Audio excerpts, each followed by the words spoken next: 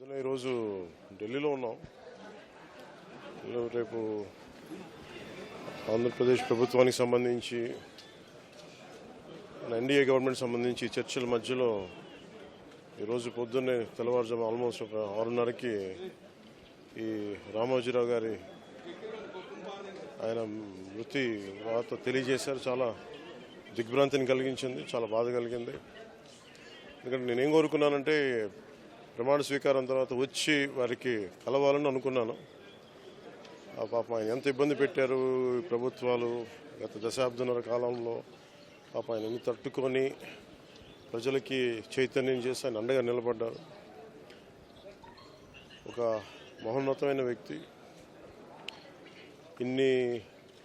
ఇప్పుడు ఆంధ్రప్రదేశ్లో కానీ భారతదేశంలో ఎక్కడైనా సరే, ముఖ్యంగా ఆంధ్రప్రదేశ్ తెలంగాణకు సంబంధించి తెలుగు రాష్ట్రాల్లో ఏ జర్నలిస్ట్ ఉన్నా అది ఈనాడు స్కూల్ ఆఫ్ జర్నలిజం నుంచి వచ్చే రూట్స్ దానికి ఉంటాయి.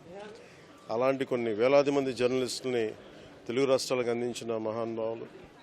అలాగే తెలుగు చిత్ర పరిశ్రమకు సంబంధించి కూడా ఈరోజు ఇంత ఇన్ఫ్రాస్ట్రక్చర్ ఇక్కడ డెవలప్ చేశారంటే అది హైదరాబాద్లో ఎంత అద్భుతంగా తెలుగు చిత్ర పరిశ్రమ ఉందంటే ఆయన కాంట్రిబ్యూషన్ చెప్పలేను. ఇలాంటి చేస్తున్న వ్యక్తిని ప్రభుత్వాలు గత 15 సంవత్సరాల్లో చాలా ఇబ్బంది పెట్టినాయి.